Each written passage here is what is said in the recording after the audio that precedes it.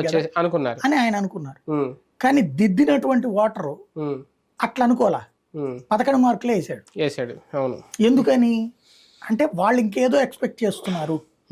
అందులో మెయిన్ వచ్చేటప్పటికి ఈయన రాజధాని అంశాన్ని వైజాగ్ అన్నటువంటిది ఎటు తేల్చకపోవడం మనకి కోస్తా జిల్లాల్లో బాగా విపరీతమైంది.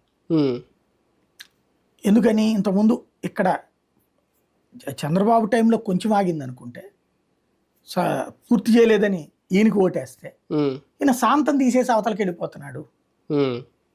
ప్లస్ ఏది పూర్తి చేయలే పోనీ సరే, దానికి చంద్రబాబు అడ్డు పెట్టారా, కోర్టులు అడ్డం పడ్డాయి, ఇవన్నీ పక్కన పెట్టి అవి వాళ్ళకి అనవసరం.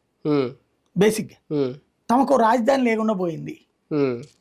ఇది ఇతనుంటే అవ్వదు, ఎప్పటికీ లీగల్ లిటిగేషన్స్ తో సాగుతూనే ఉంటది ఇంకో 10 ఏళ్ళు అయినా. ముందు రాజధాని కావాలి అర్జెంటుగా. ఆ టెంపో క్రియేట్ అయింది జనంలో. ఏ రాజధాని అంశం అయితే క్రిందసారి బాబుని దెబ్బతీసి జగన్ గెలిపించిందో, ఇంక్లూడింగ్ ఆ రాజధాని ప్రాంతాలు, అదే రాజధాని ఈసారి జగన్ కొట్టింది. ఎందుకని ఎటు కాకుండా పోవడం.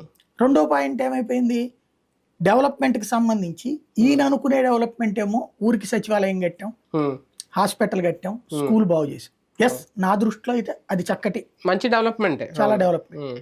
బట్ జనం అది కాకుండా హైదరాబాద్ తో కంపేర్ చేసుకుంటున్నారు.